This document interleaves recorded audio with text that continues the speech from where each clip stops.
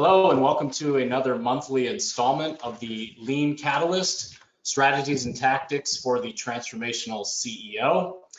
In this dynamic monthly 1-hour interview series, we will bring together like-minded CEOs and leaders who've successfully embraced lean thinking to drive exceptional results in their organizations. Through captivating conversations, we'll dive into their remarkable achievements, uncovering strategies and insights and practical wisdom that have helped propel them and their organizations forward. Each series is going to feature an in-depth interview with a distinguished CEO who's demonstrated extraordinary leadership in leveraging lean principles, and it's a great opportunity for all of us to share experiences, strategies, and valuable knowledge that others can apply to their organizations and their own lean leadership journeys. A few housekeeping notes before we get started. Today's webinar will be recorded, and for those of you who have registered, whether you participate live or after the fact, will receive a recording in your inbox one day upon the conclusion of this webinar.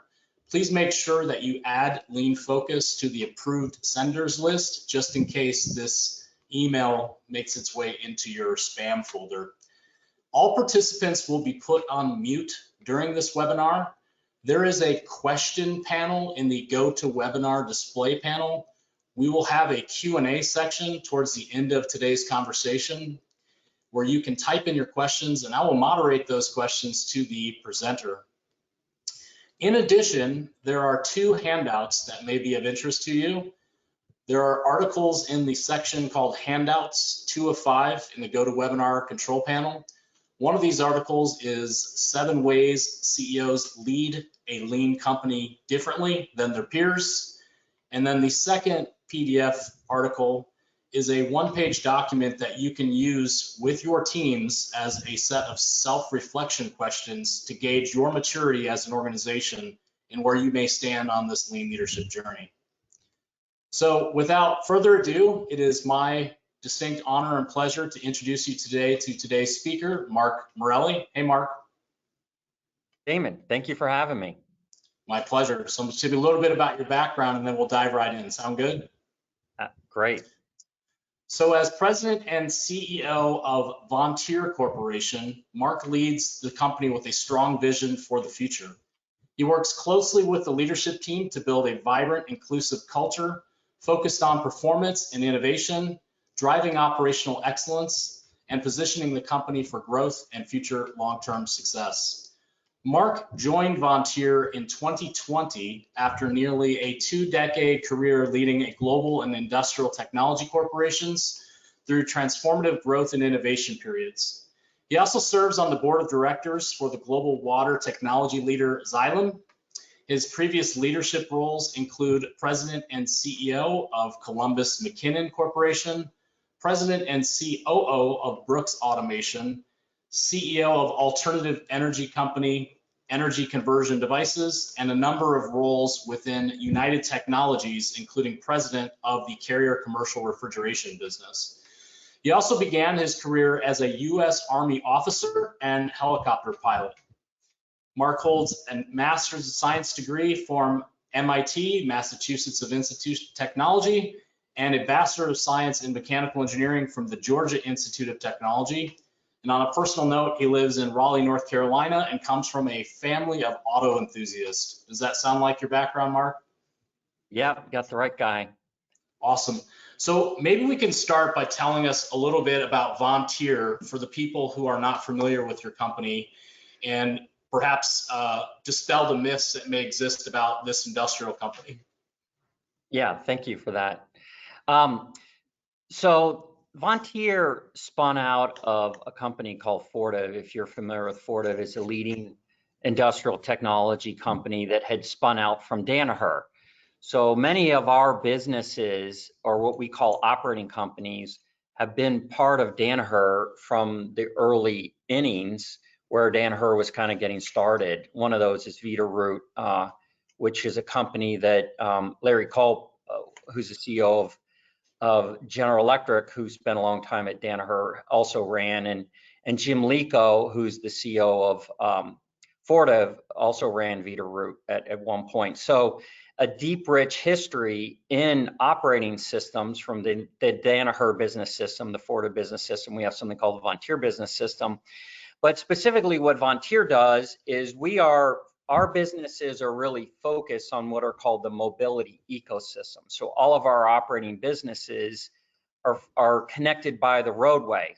They could be convenience store, point of sale systems, how you dispense fuel through both what you see above the ground, what's called a forecourt when you pump gas, as well as below the ground equipment. We have fleet telematics business. We have businesses that focus on repair like Matco Tools. We visit 60,000 repair technicians every week to sell tools, as well as we're getting into alternative energy with a leading operating system for electric charging. In fact, we have about as many chargers under management with our operating system called Drives that Tesla has today, as well as alternative energy and fleet refueling such as compressed natural gas, renewable natural gas, and we're launching a line of hydrogen dispensers as well. So our businesses focus on productivity and automation in the mobility ecosystem, and they also are very much tied to the sustainability theme, where a lot of alternative energy is driving tremendous change in our industry. We see that with electric vehicles coming out and new fleet vehicles, compressed natural gas, renewable natural gas, hydrogen, as well as all that investment infrastructure that goes in, and our businesses really touch all that. That's a great backdrop. And just for folks on the phone, revenue, number of employees roughly for Vontier? So about $3 billion in revenue and about 9,000 employees worldwide. We have manufacturing in about 15 different locations across the world, but we also, have a strong and vibrant, we call ourselves an industrial technology business. So we have a lot of growth in software applications. And so we have more than 1,000 software engineers in that population. Yeah, I want to come back to that point as part of this lean evolution, if you will, because you talked about the divestiture spinoff from Danaher and then Fortive and Vontier. So there's kind of like multiple iterations of the lean business system. And as you think about the future, shaping what that looks like for the future, I want to dive deep into that topic here in a bit.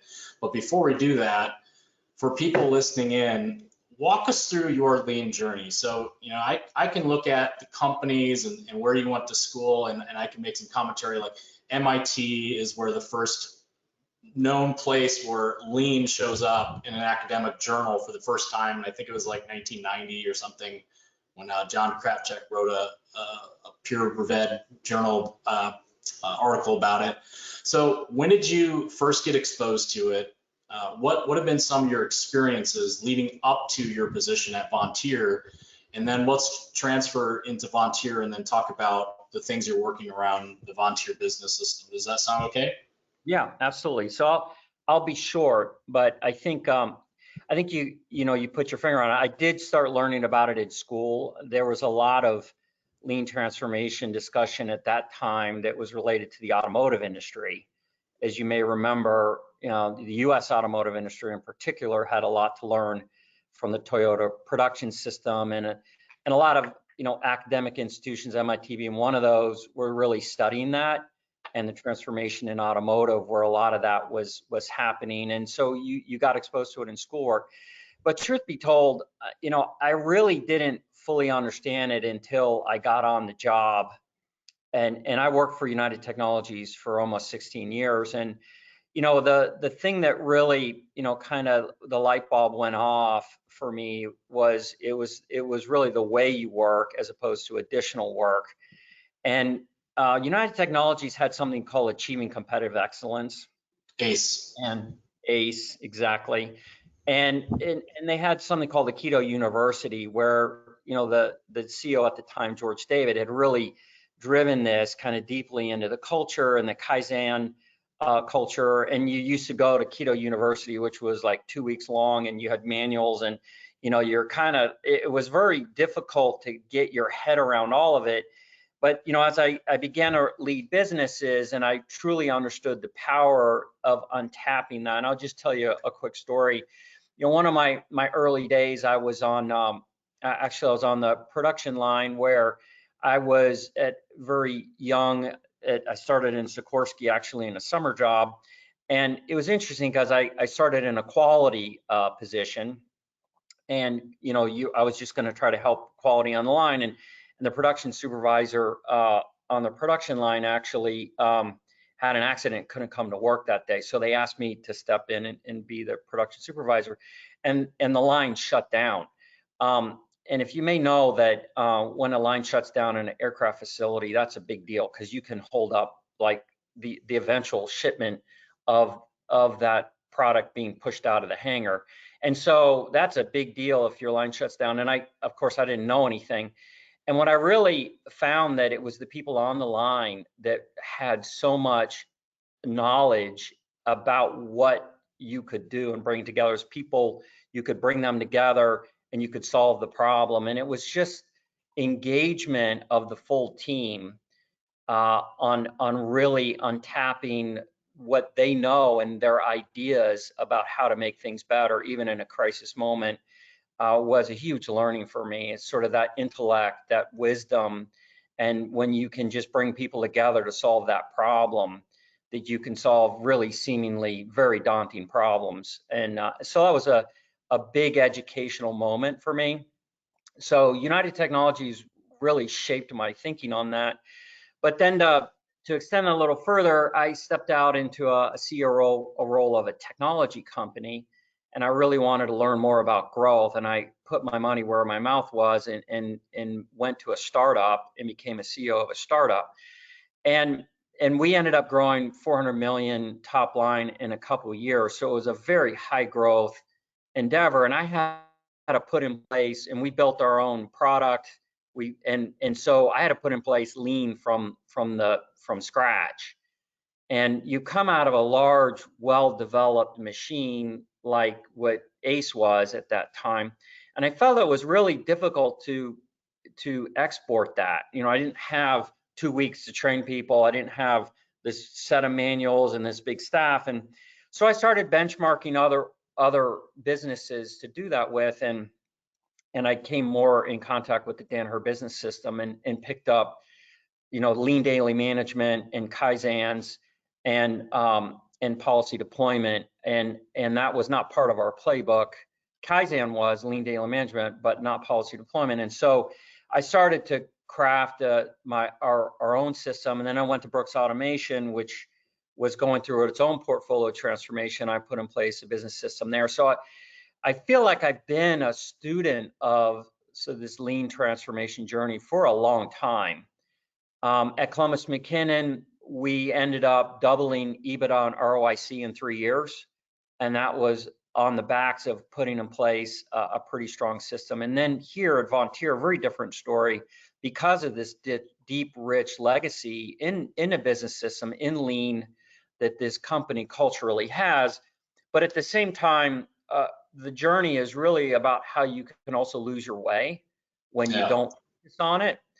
And I think a lot of learnings there. So I feel like I've been a student of this for quite a bit of time and have used it predominantly as a major lever for change.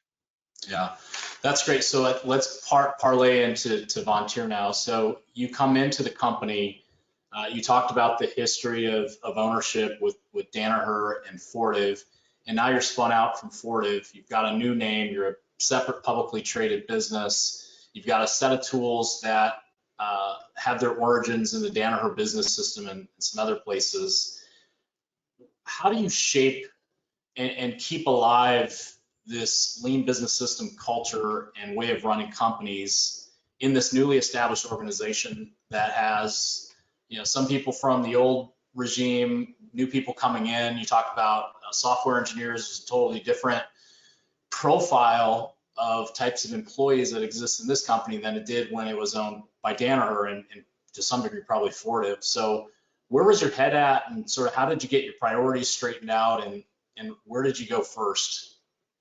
So I think it is a great question. So first of all, one of the things that you always fundamentally start with is a culture of accountability. And I have run into, when you're trying to implement this, is you fundamentally run into that as the first issue. And, you know, Like the a thing lack of accountability, a you lack mean? of Okay. accountability. And so to build that culture of having accountability is to me, job number one.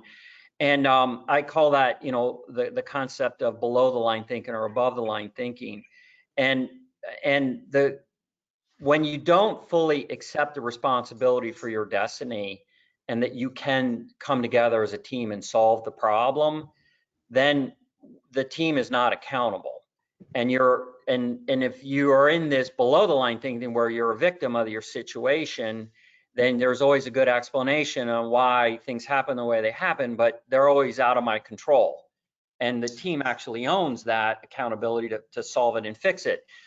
And I would say inside of Vontier, there was more of that culture of accountability, more of that acceptance. And so I didn't have to do as much spade work with trying to drive that. Now I do have some pockets of that across the organization that we had to address, but fundamentally I didn't have to start with that element, which normally is the first chapter that can be a bit lengthy to drive that accountability.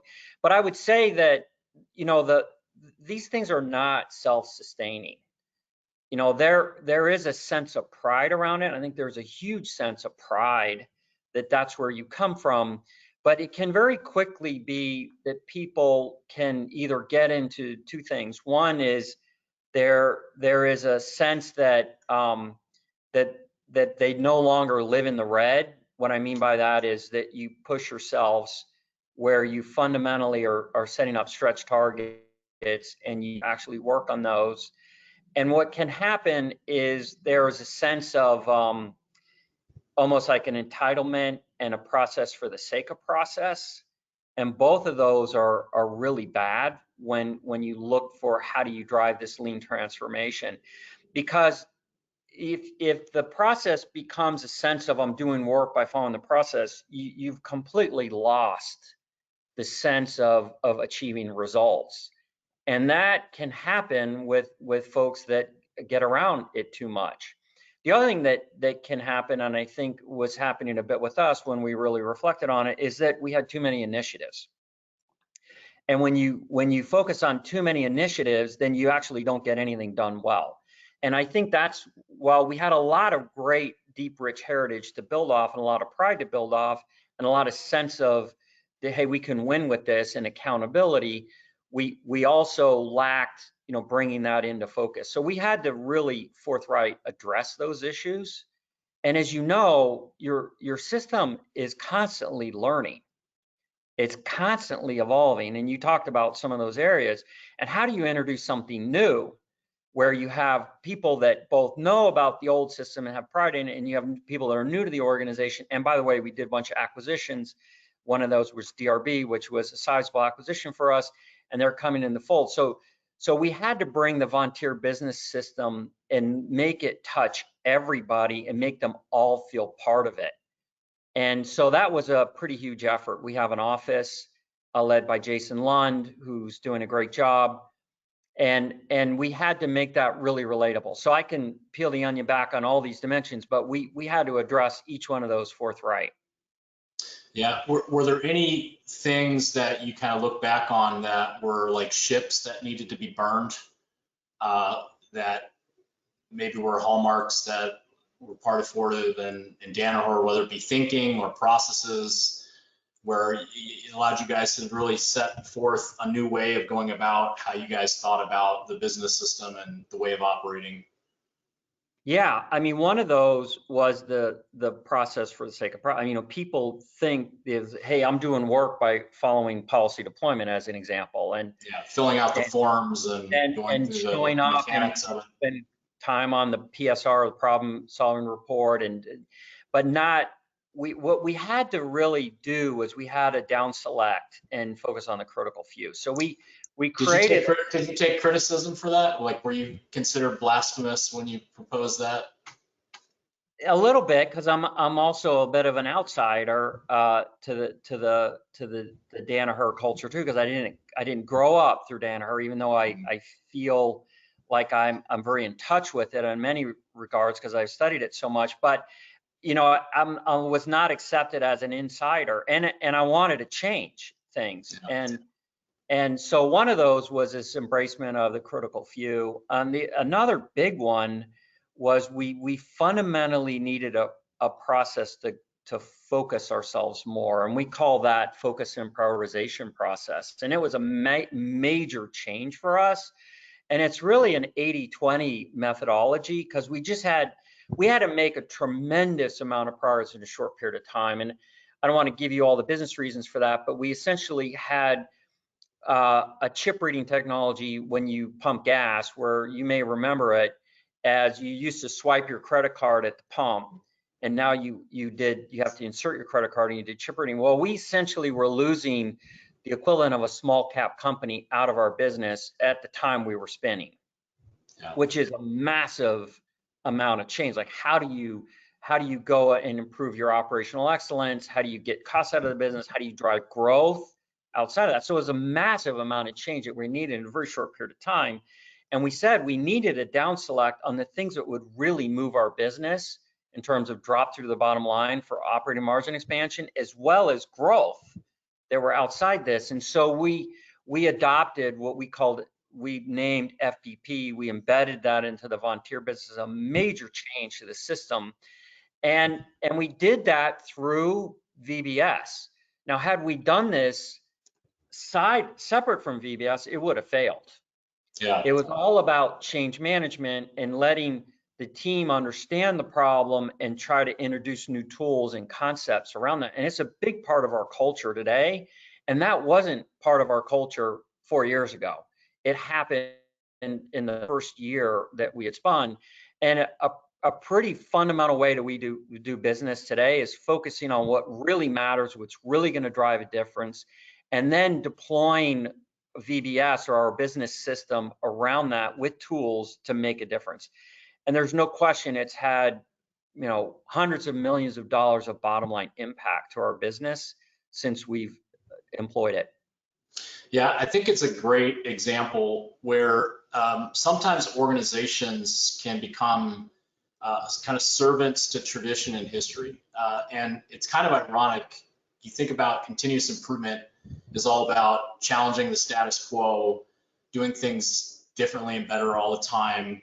Yet sometimes when it comes to the lean business system, it's almost like it's taboo to even discuss potentially modifying that and running the company in better ways that serve you, given the situation that you have internally and externally that you're facing. So you just brought up one where it was significant macro environment that drove the need for change structurally in the businesses. And then when you look at the toolbox that existed at the time, there may not have been a set of tools to serve you on how to do that.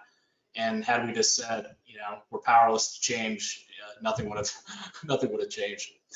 So now I kind of go back, and if you were to kind of do a post-mortem, and I don't know, what the post-mortem would say, but if you say, were you guys ready for that transition?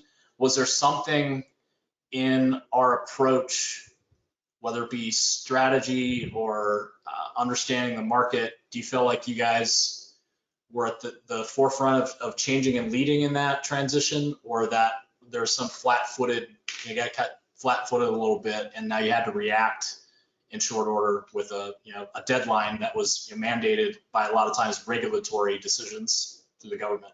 Yeah, I think I think it was a real mixed bag, but I think fundamentally we were not prepared. First of all, we weren't prepared for COVID because we spun the company, by the way, at the same time COVID was happening.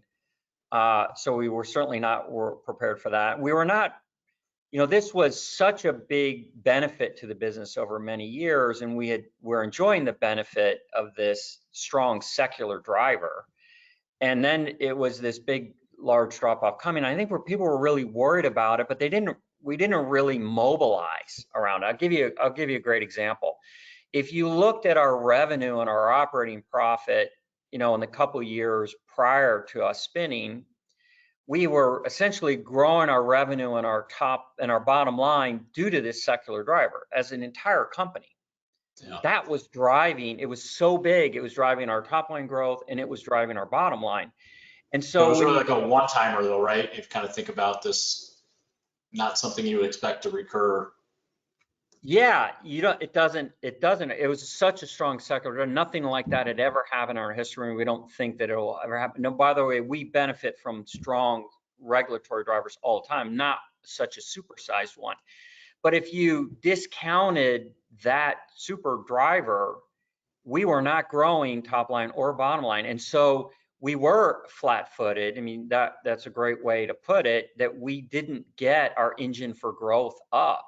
We didn't deploy this great capabilities that we had with enough focus around that. And so when we really understood that in the summer of 2020, we came up with a program, and we said it was, how do we strive for better? How do we really unleash our potential here? And we set in, and we introduced this focus and prioritization process, we call it FPP, that's based on 80-20 principles, to really figure out where can we make that difference. We rang the alarm bell, and we started to make outstanding progress on both growth as well as operating margin expansion. And you can see that a bit, you can see it in what we call our baseline results. When you strip out this secular driver, you can see that we're growing at 9 to 10% organically, where historically we hadn't grown. And you could see, like, 200 in this past quarter, 230 basis points of operating margin expansion when you take out this strong secular driver. Now, the good news is this will be the last year where that compares there, and then this will translate into the overall performance of the company. But it's been years in the making, deploying these tools and the capabilities around this. Yeah, I want to pull on that innovation thread a little bit. So Clayton Christensen wrote a book called The Innovator's Dilemma. You may have heard or read it, but sort of the main crux is a lot of companies fail to reinvent themselves because they are so beholden to the model that they created. Even if they know the answer to innovate, they oftentimes shelve the solution because it's not in their best interest, because it cannibalizes their market, perhaps their profit margins. You're seeing it in the ICE conversion to EV. You saw it with Blockbuster and Netflix. You see it with Kodak, digital film to regular film. I've heard that they had the technology, they could have launched it, they could have been the forerunner, yet they didn't want to disrupt this highly profitable consumable business that they've created over the years. So as you think about Vontier, how do you continually innovate while perhaps protecting some of these ideas from having these bubbles being burst too early in their ideation cycle, while preserving your core competency and like keeping all those things in balance, right? It's kind of a fine tightware act you have to run. But if you're too committed to gas pumps, as an example, right, you kind of have the situation we just talked about. So how do you, as CEO, continue to install innovation as a discipline inside the company, where we're always scanning the market for what that next avenue of growth looks like for organic growth? Oh, it's a great question. And it's really near and dear to my heart, because I think that is something we have worked on a lot here at Vontier. And there's a couple ways to answer it. So first of all, we think that fundamentally addressing your spend profile around innovation and where to focus that is huge. And so we talked about our process, and we talked about this use of this tool called FPP. That has essentially enabled What's that stand for again? Focus and prioritization process. And it's a simplification process that, as an example, you take out product lines that maybe you don't need as much complexity around. We had 32 dispensers globally, and we're on a path to bring our number of global fueling dispensers down to 8 from 32. And one of the direct outgrowths of that is your ability to spend in the right area. And so we are doubling our spend on new product development. It was less than $50 million 3 years ago. It's more than $100 million on new product development spend. And a big part of that is taking out your complexity. So we didn't go to investors saying we need to add our total spend. It's a redirection of that from a sustaining type spend into new product development. That's a great example. That drives innovation. If you don't have the fuel for innovation, you can't drive it. The other thing is, and so our process has directly enabled that. Our business system has directly enabled that. The other issue is we've created a special tool, with Clayton Christensen's model in mind, where we can separate out what we think could be billion-dollar businesses over time. One of those we've brought to market called Juxta, where we've come with a new convenience format. Essentially, you can drop at the curb a little convenience store that's not manned. It's essentially a walk-in vending station where you could have electric chargers there on site with nothing else, but you can access the Juxta station. And that was created through something we call the Vontier Launchpad. So we created the Vontier Launchpad with an ability to separate a team, to track it, and to answer to a board that is assembled specifically for that purpose. So we created a process for this innovation. And then the third element is that we resegmented the business. To our investors, we show specifically what is the area we'll call environmental and fueling that might be the most disrupted, and we resegmented into mobility technologies, which is a set of businesses that focus on operating systems that connect the mobility ecosystem. And these are convenience store operating systems, electric charging operating system, which by the way is brand new in the last couple of years. It has grown and is doubling its growth. And right now, we said is almost the size of Tesla's operating system for electric charging, as well as a leader in car wash operating systems. So that's just a completely different segment. So they're focused on the growth and how do you bring those operating systems together, and how do you sweat the assets of our customers that are in the mobility ecosystem for productivity and automation. And repair solution is separate. So I think it is important to provide very clear separation in how you manage businesses as well and what people are focused on. Yeah, I recap some things I picked up in those points that you mentioned. So complexity, I like to think of complexity like an iceberg, right? So you mentioned some very discrete benefits from it, but you could probably go on for a few more hours, I'm sure, like UL regulation, certifications that you no longer have to maintain on all those products. The bag gets smaller for sales, so the confusion around what to sell, the marketing materials that you maintain, the agencies are using to produce all that stuff. It's just it's just like a snowball effect, right? That complexity has on your organization, and I think a lot of people don't realize it because when you sum it all up in aggregate, it's hard to see. So that 80-20 approach, I would guess, has a lot more impact on your organization, both in a cost standpoint and just the simplicity in doing business and clarity of objectives and roles. Would you agree with that? Oh, 100%. And I have thought about this for many, many years in different businesses. And fundamentally, what I think we are trying to achieve in a high mix, low volume industrial technology setting, like you don't sacrifice the fact that you need to have customized solutions for certain customers. But what happens is if unfettered or unchecked, the complexity conspires against you. And so what fundamentally doesn't happen is you don't get growth.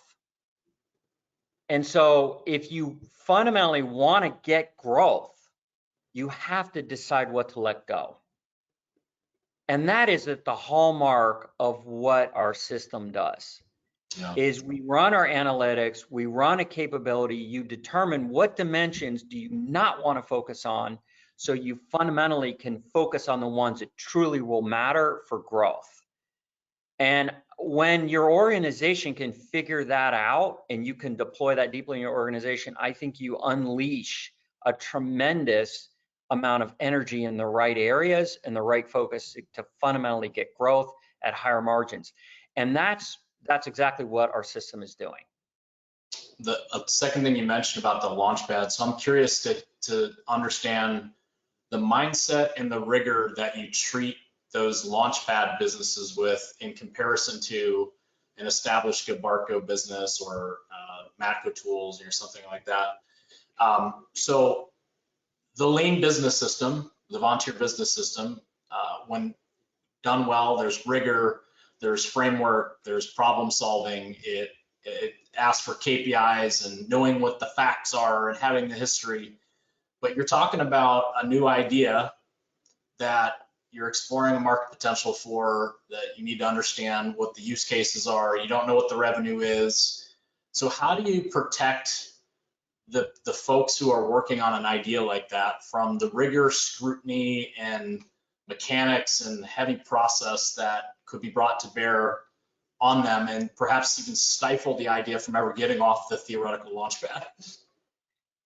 So that we completely segregate the team. The team, lives with this business problem as a separate business altogether. And the process and capabilities they don't show up to forecast reviews where your other businesses have to do your forecast reviews. They don't prosecute running a business. They're starting up a business, and there's fundamentally different hurdles you have to pass, and they're only given a certain amount of money to the next set of hurdles. And those hurdles are all about defining high value customer problems that they're going to solve differently. And there's no guarantee they're going to, get through the next hurdle and that team might be dissolved and go away. And that, by the way, is also a success. It's not like everything you're going to try is going to work out, because they're going to be by nature higher risk. And so you don't want to create this mentality that if you try something, you go do it. If it doesn't work out as intended, because you're in discovery mode a lot, that shutting it down is failure. That's not the case. We imagine we will try many of these, but if you can create $1 billion business out of one, out of maybe 10 that you try or 5 that you try, then that's a tremendous success. So we've engaged a completely different model for doing this, and it's run completely differently from the business. It's run like a startup would run, with a venture capitalist type investment internally. But it's stuff where we feel like we have a right to play and we have a right to win. And the folks that are part of it are very engaged, they're very energized, and the speed by which they act is remarkable. Yeah. When you can unleash them on that. And it's all about speed, and it's all about increasing the learning cycles, because you don't know the answers. You don't know the market size. You don't know the business model. You don't know that. And it's just their innovation. And so the innovation that can be untapped with that is truly, truly impressive. And the engagement with the team is also commensurate with that opportunity they're chasing. So it's been very enlightening for us to employ this as part of our Vontier business system, but it doesn't feel like other parts of the business system for the whole purpose of what we're trying to achieve. Yeah, I think, looking back on my Danaher days, they've since come to the same realization as well with their ventures business, where they're just kind of setting up the company in similar ways. But I found that oftentimes new ideas got caught in the machine, and because there wasn't a bifurcated path like you mentioned. So I think that's an important learning and really an improvement to the business system. Like, it's recognition internally that rigor and process and discipline works in these situations, and it doesn't work so well in these situations, and we need to have a different way of thinking about it. So we didn't become sort of beholden to the system and allow it to run us like we run the system. So well said. So now that you've been on this journey for a little while with Vontier, and you can reflect on your career experience, for CEOs that are about to embark on a lean journey, or look at their organization, perhaps need a refresh or a restart to reboot and re-energize the organization and get them on the right course, what guidance, what advice, what lessons learned, what miserable failures would you share with those folks who are trying to start those journeys? I think it's something that I've learned you can't personally delegate. You have to be intimately involved with. You have to have a true passion for it. And we do the CEO Kaizens that are part of how we prosecute our business system. And it's just a way where I can demonstrate my personal passion and involvement. We Can you focus. talk about that, what that is, for those that maybe don't know what a CEO Kaizen is? So I think you probably all would probably know what a Kaizen is. And so every year we take our most important problems that each business unit has, or we call them opcos, and they field a team or more than one team of Kaizens focused on solving some really meaty, very what we would call are related to our critical few priorities. I'll give you a great example. We're launching a new convenience store operating system software. It's called NFX, and that was one of the teams. So it was fundamentally focused completely on growth. It's not necessarily in your factory. We had a couple factory ones, but more and more they've been focused more on growth. And then we prosecute them, as a group, as a team. They all come together and we have a competition. We select who's the winner, and we track it 30 days after the event. We award a winner at the end of the week-long Kaizen, and then we track it 30 days after the event, 60 days, and 90 days. And so this NFX team ended up winning it, but they have to also show sustained results. And it is so impactful to me personally, because I can show how engaged I am with the process. And then all the employees are very, very motivated to do that. And we celebrate our culture also by doing it. So not only do we make progress on really major issues, but it's a way to celebrate our culture and to advance our culture. One of the teams we had this past year did an outstanding job was DRB. That's a relatively new acquisition, and they didn't really know what it's all about. You should have seen the energy and passion in that team as they really discovered and unlocked the potential of Kaizen and our Vontier business system. I mean, the engagement and the enthusiasm was very contagious, and you could see people discovering these things for the first time. So for me, it's just an important thing as a CEO, find a way that you can personally be involved with how your culture advances around your operating system or your lean set of initiatives, and demonstrate that personally. And I think it will unlock a big part of your culture. You can't delegate that. Yeah, so leading by example, aiming the Kaizen weapon, if you will, at your strategic priorities, and making sure that you're killing two birds with one stone, not only the cultural commitment, but the actual working on real business problems that matter, so that people can get energized and hopefully rally behind why those things are important. So what else is on the thou shalt list? If you were to think, the CEO, you must do these things, or your likelihood of success is going to be reduced. Yeah, I think another one is you've got to find a way to make the incentives link for people. And I think sometimes this can take, several cycles of learning, but how do people's incentives tie to what they're working on? And when they engage the tools to make more progress, how do you pay them commensurately with that progress? So we have, targets to improve, or what we call TTIs. Many of you might use that same terminology, that are really stretch targets. So we sign up as organizations for big stretch targets to create this breakthrough mentality and thinking.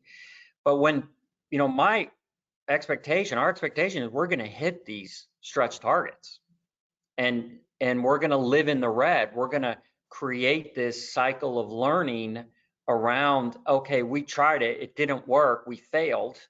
And you have to, as the CEO, accept that failure is part of this process. It's not the fact that you fail. In fact, I have a statement for this. Blame is not for failure, it's for failing to learn. So if you have, and I think a lot of industrial companies came out of this, we certainly did at United Technologies for a long period of time. If you failed, that was bad.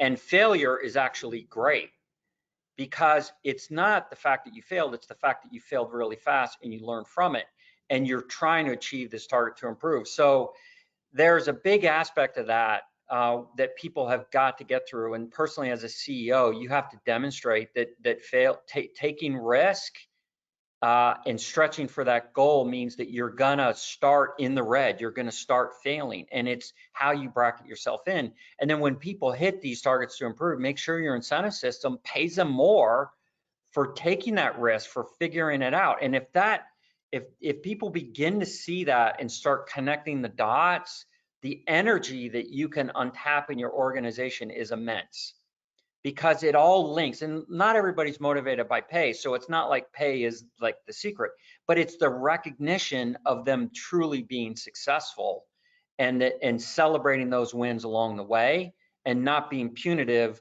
when people are trying for things and they iterate on it and they fail. So I think it's, as a CEO, you have to figure that out, and you've got to make that tangible for folks so they can actually feel it. Continuing the thread on failure, Mark, as you look back at your time with Vontier, you could have any do-overs. What are the things that you just kind of shake your head and go, geez, man, I wish I would have approached that differently from a failure standpoint, from a lessons learned standpoint, or what, perhaps what did you learn from it, even more importantly, and then how did you adapt your approach going forward?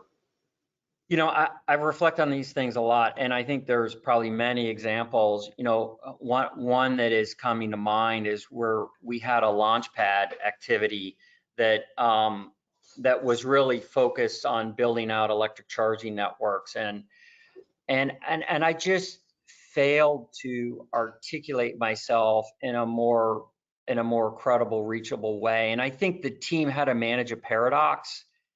And whenever that's the case, there's a lot of things that a CEO can say that you think you're being really clear around, and you find out, after many iterations, that you really weren't. You didn't spend the time with them to really help them sort of see and understand the paradox, and that it was a paradox, and that they had to accept managing that paradox. But as a CEO, if you don't make that really super clear, and if you don't spend the time with them, that you can very easily be misunderstood. And in fact, it's not their fault.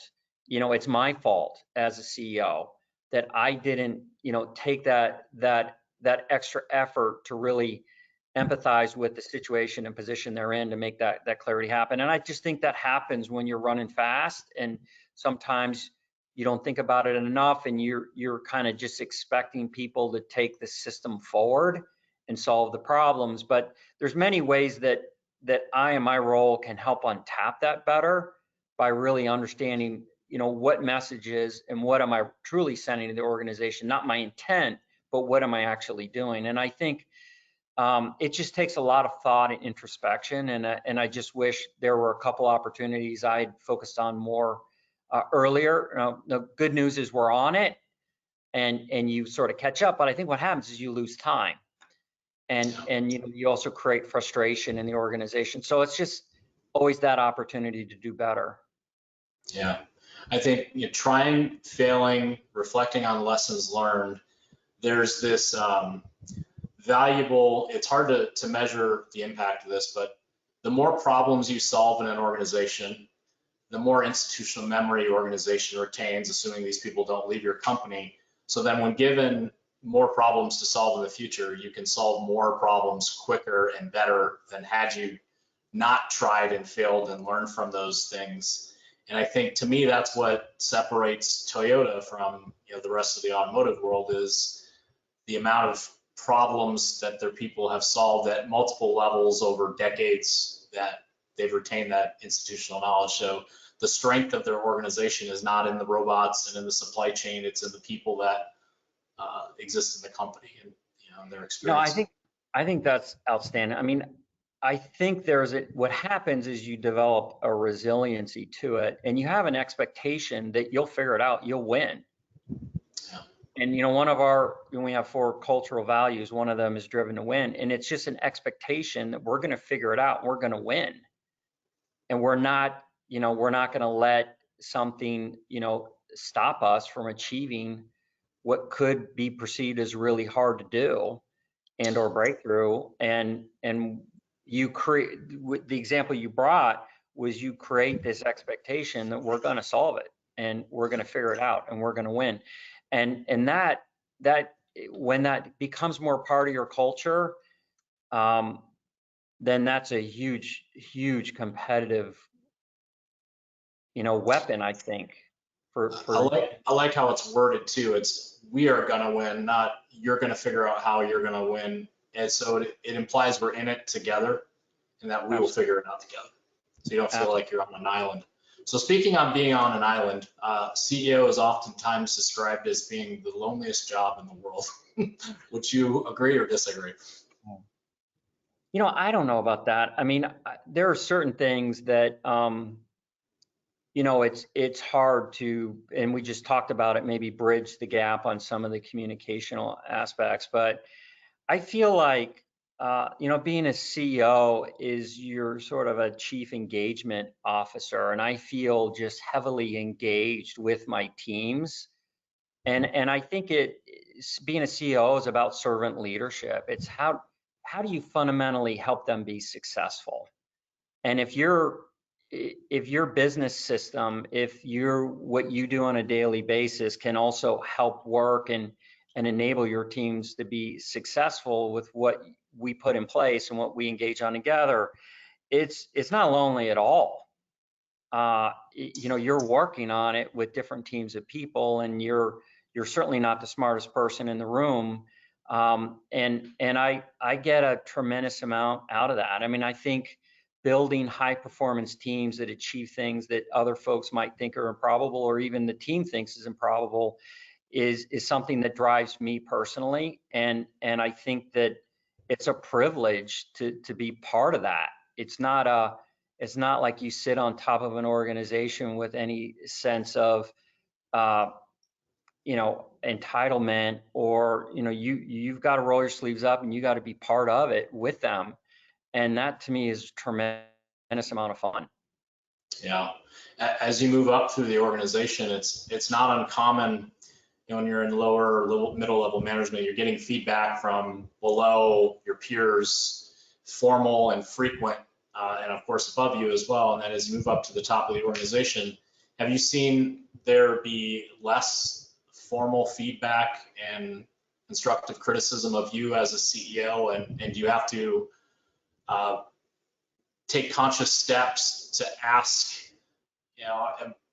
what opportunities do I have as an individual? I may not have all the answers. Maybe we're going down the wrong way. So how do you stay humble in light of perhaps less frequent and constructive feedback that you may receive at the top? Yeah, I think so. First of all, I think humility is a really important part of an effective business system, because if you're not humble, you're not willing to learn. And I think this goes for all of our teammates, including myself. I certainly don't have all the answers, and sometimes I hear things I don't want to hear, or people tell it in a way that I won't. And I think naturally people don't necessarily want to bring that to you in your role. And I think, in my inability to do everything as good as I'd like to do, maybe I even shut some of that down. But I think that the key thing that needs to be done is that you just constantly encourage the feedback, and that you show your commitment by engaging with people, and you fundamentally care about them on their own journey. I mean, how do you help people along their careers? How do you help them with moments that matter in their lives? And are you genuine with that? Do you truly care about the individual that's part of it, and does that ring through? I think in COVID times, it's been harder to transcend that. We spun our company during COVID. Many times we hired people not meeting them face to face, and I think it's harder in this environment. It was easier in my prior CEO roles to be more personally engaged with people, because I would see people a lot more on an organic basis. And that was so much easier to transcend that. It's a lot harder in the virtual environments, the more formal engagements, to be able to transcend that. And I think it's just going to take more time and effort around that. But I think if it truly comes from your heart and it's what you stand for, and people understand that's what you stand for, and that you're about how we win together as an organization, not how I win, and that you're truly on the learning journey with everybody together, that we'll all make mistakes together, but we'll build that trust over time. And I think when that really works, I can't find more reward in the world than having that feeling. That's great. Are you ready for some questions from the audience? Absolutely. Okay, so I'll remind everybody on the phone, if you want to ask a question to Mark, go ahead and type your question in the display panel on GoToWebinar, and I will moderate the questions. All right, so reflecting on your lean journey, Mark, what's one piece of bold advice you would give to CEOs who are maybe hesitant to embrace that lean can be helpful for them to get started? So I guess people are on the fence. I mean, if you're on the fence, then, I think you need to have some sort of experience that you're going to push forward, that you feel like you can be involved with, that you can truly get your head around, and that you can personally understand and drive. And it doesn't have to be huge. You can start in a pilot or a project or a piece. We started, the FPP process, which was new. We started with one business. So, pick something that you feel like you get started with, because you've got to start somewhere, and you can create a lot of momentum around that, and then celebrate the wins around it as you make progress. So don't start too big, start with something and build momentum from that. Yeah. What is some of the results, share the results story of Vontier and things that you can attribute to the impact of the Vontier business system? Well, one of the major ones, we discussed a little bit about, we turned a business that fundamentally was not getting growth outside of this strong secular driver into, roughly a 10% organic growth business, expanding margins at, 250 basis points, where that's being driven, all outside of this secular driver today. And a couple of years ago, we were getting no growth, and that is fundamentally because of our prosecution of our business system. Next question, how have you structured the onboarding to support your lean business system? And what have you learned in your time that has helped improve this process, so onboarding new associates? So we have an executive leadership program where we call these cohorts, where we put not young, sorry, that's the wrong way to articulate, so up and coming leaders in the organization, and we put them through a training program. We call it our ECO program, and that executive training program we have every couple months, and we put half a dozen to a dozen folks through that regularly, and that's how we indoctrinate them into the culture. And then when we acquire a company, we think really carefully, how are we going to do that with the company? So we do a fair amount of training, but we're also pretty selective with where we start, and we focus it on the most important critical priorities and bring them along. There can be so much misunderstood with what you do and how you do it. You have to put a lot of thought into it, and I think we do that here well. That's great. Next question, what's your recommendations, Mark, for getting company leaders to buy in at the middle management level? So they have to see how it positively impacts what they do, and fundamentally also how they're rewarded.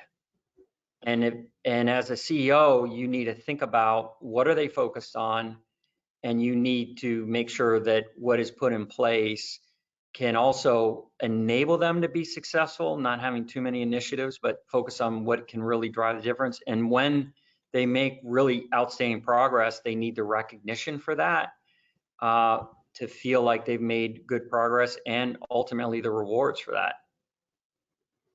That's great. Well, we just came up on an hour. It was really fast.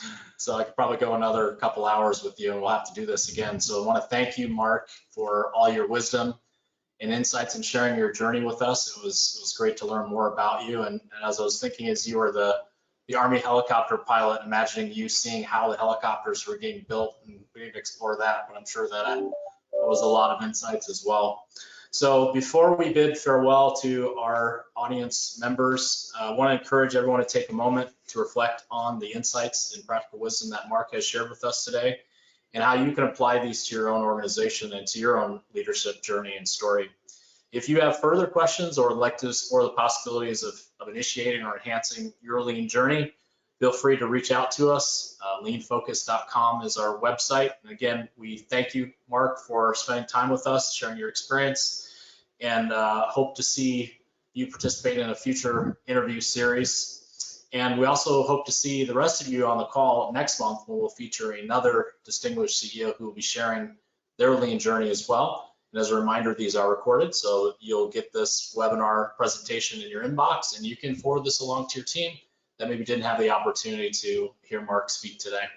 So thanks, Mark, and thank you all on the call, and have a great rest of your day and week. Bye now. Thank you, Damon. You have a great day. Yeah, you too. Thanks, Mark. Bye now.